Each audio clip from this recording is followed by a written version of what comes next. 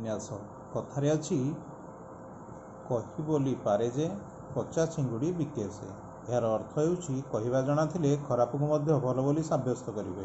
କହି ଜାଣିବା ଅର୍ଥ ହେଉଛି ବାକ୍ୟ ଗଢ଼ାର କୌଶଳ।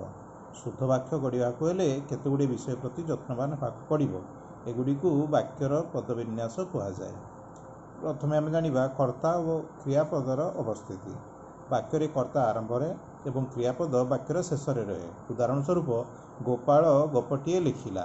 ଏଠାରେ ଗୋପାଳ ହେଲା କର୍ତ୍ତା, ବାକ୍ୟର ଆରମ୍ଭରେ ଅଛି, ଏବଂ ଲେଖିଲା ହେଉଛି କ୍ରିୟାପଦ, ଯାହା ବାକ୍ୟର ଶେଷରେ ରହିଛି।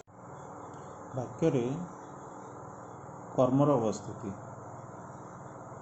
ବାକ୍ୟରେ କ୍ରିୟାପଦଟି ସକର୍ମକ ହୋଇଥିଲେ କର୍ମପଦଟି କ୍ରିୟାପଦ ପୂର୍ବରୁ ରହେ। ଉଦାହରଣ ସ୍ୱରୂପ, ବାବୁସାନ ଗୋଟିଏ ଭଲ ଗୀତ ଗାଇଲେ। ଏଠାରେ ଗୀତ ହେଉଛି କର୍ମ ଏବଂ ଗାଇଲେ କ୍ରିୟାପଦ। ଏଠାରେ କ୍ରିୟାପଦର ପୂର୍ବରୁ କର୍ମପଦ ଗୀତ ରହିଛି। ମୁଖ୍ୟ କର୍ମ ଏବଂ ଗୌଣ କର୍ମର ଅବସ୍ଥିତି।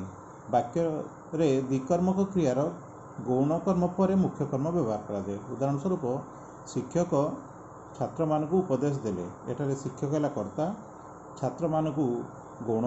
ଛାତ୍ରମାନଙ୍କୁ ହେଲା ଗୌଣ କର୍ମ, ଉପଦେଶ ମୁଖ୍ୟ କର୍ମ, ଦେଲେ କ୍ରିୟାପଦ।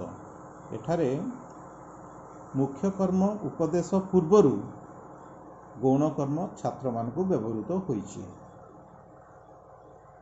ବାକ୍ୟରେ ସମ୍ବୋଧନ ପଦର ଅବସ୍ଥିତି। ବାକ୍ୟରେ ସମ୍ବୋଧନ ପଦଟି ବାକ୍ୟର ଆରମ୍ଭରେ କିମ୍ବା ଶେଷ ଭାଗରେ ରଖାଯାଏ। ଉଦାହରଣ, ହେ ପ୍ରଭୁ ଦେଖା ଦେ।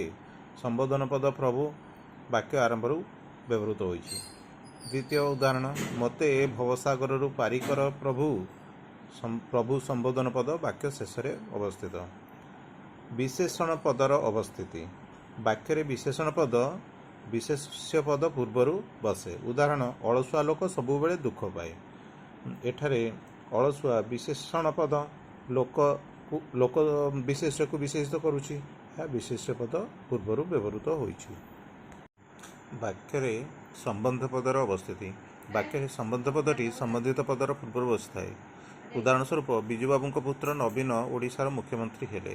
ଏଠାରେ ବିଜୁବାବୁଙ୍କ ହେଉଛି ସମ୍ବନ୍ଧ ପଦ ଏବଂ ନବୀନ ସମ୍ବନ୍ଧିତ ପଦ କର୍ତ୍ତା। ଏଠାରେ ନବୀନ କର୍ତ୍ତା, ସେ ବିଜୁବାବୁଙ୍କ ପୁଅ ଅର୍ଥାତ୍ ବିଜୁବାବୁଙ୍କ ସହ ସମ୍ବନ୍ଧିତ। ଏଠାରେ ସମ୍ବନ୍ଧ ପଦ ବିଜୁବାବୁଙ୍କ ସମ୍ବନ୍ଧିତ ପଦ ନବୀନ ପୂର୍ବରୁ ବସିଅଛି। ବାକ୍ୟରେ ଅଧିକରଣ କାରକର ଅବସ୍ଥିତି। ବେଳେବେଳେ ବାକ୍ୟର ଆରମ୍ଭରେ ଅଧିକରଣ କାରକକୁ ରଖାଯାଇଥାଏ।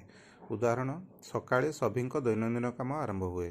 ଏଠାରେ ସକାଳେ ଅଧିକରଣ କାରକ, ଯାହା ବାକ୍ୟର ଆରମ୍ଭରେ ରହିଅଛି। ଗୁରୁତ୍ୱ ଆରୋପିତ ପଦ ବା ବାକ୍ୟାଂଶର ଅବସ୍ଥିତି। ଗୁରୁତ୍ୱ ଆରୋପ ପାଇଁ ଯେକୌଣସି ପଦ ବା ବାକ୍ୟାଂଶ ବାକ୍ୟ ଶେଷରେ ବସିପାରେ, ଯେପରି ଏହା ସମ୍ଭବ ହେବ ସମୟୋଚିତ ପଦକ୍ଷେପ ଦ୍ୱାରା। ଏଠାରେ ସମୟୋଚିତ ପଦକ୍ଷେପ ଦ୍ୱାରା ଉପରେ ଗୁରୁତ୍ୱ ଆରୋପିତ ହୋଇଛି। ସାଧୁର ଲକ୍ଷଣ ହେଉଛି ଈଶ୍ୱର ଭକ୍ତି। ଏଠାରେ ସାଧୁର ଲକ୍ଷଣ ହେଉଛି ଉପରେ ଗୁରୁତ୍ୱ ଆରୋପିତ, ତେଣୁ ଏହି ବାକ୍ୟାଂଶଟି ବାକ୍ୟର ଆରମ୍ଭରେ ରହିଅଛି। ବାକ୍ୟର ପଦାନ୍ୱୟୀ ଅବ୍ୟୟ ପଦର ଅବସ୍ଥିତି। ବାକ୍ୟରେ ପଦାନ୍ୱୟୀ ଅବ୍ୟୟ ପଦ ସମ୍ବନ୍ଧିତ ପଦର ପରେ ବ୍ୟବହୃତ ହୁଏ। ଉଦାହରଣ ସ୍ୱରୂପ, ହରିବାବୁଙ୍କ ବିନା ଏ କାମ ହୋଇପାରିବ ନାହିଁ। ଏଠାରେ ବିନା ଅବ୍ୟୟ ପଦ ଅଟେ, ଯାହା ହରିବାବୁଙ୍କ ସହ ସମ୍ବନ୍ଧିତ। ଏହା ହରିବାବୁଙ୍କ ପରେ ବସିଅଛି।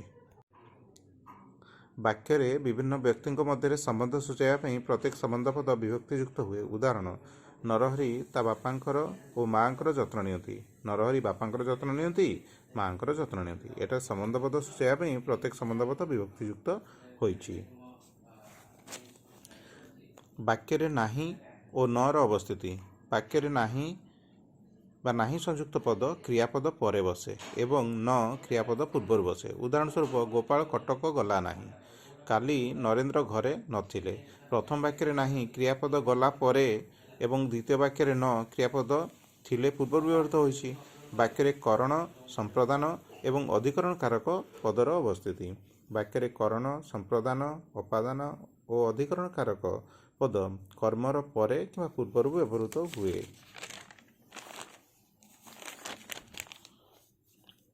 ଉଦାହରଣ ସ୍ୱରୂପ, ହରିସାର ରାନୀକୁ ବେତରେ ପିଟିଲେ।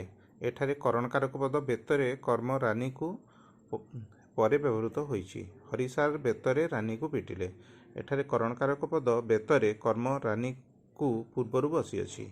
ଖ, ମନୋଜ ଭିକାରୀକୁ ଭିକ୍ଷା ଦେଲେ। ଏଠାରେ ଭିକାରୀକୁ संप्रदान कारक भिक्षा कर्म संप्रदान कारक पद कर्म पूर्व रही मनोज भिक्षा भिक्षा भिकारी को देले एठारे भिक्षा कर्म एवं भिकारी को संप्रदान कारक युक्त पद एठारे संप्रदान कारक पद कर्म परे रही मुना व्यवसाय बहुत आय करुछि व्यवसाय अपादान कारक युक्त पद आय होउछि कर्म एठारे अपादान कारक पद कर्म पूर्वर व्यवहृत रही अछि मुना बहुत आय व्यवसाय करुछि एठारे कर्म आय अपादान कारक पद व्यवसाय पूर्वर रही अछि। आउ गोटे उदाहरण नेबा घ कुनी मुना को घरे देखागला एठारे मुना को कर्म एवं अधिकरण कारक युक्त पद घरे पूर्वर रही अछि कुनी घरे मुना को देखागला एठारे अधिकरण कारक युक्त पद घरे कर्म मुना को पूर्वर रही अछि। एहिभଳି भावरे आमे जेतेबेले वाक्य गठन करिबा वाक्य गढ़िबा सेतेबेले केउं पद परे केउं पद रहिबो एई सब प्रति ध्यान देई जदि वाक्य गठन करिबा ताहले से वक्तव्य सुंदर हबो साबलील हबो एवं समस्तଙ୍କ द्वारा आदृत हबो।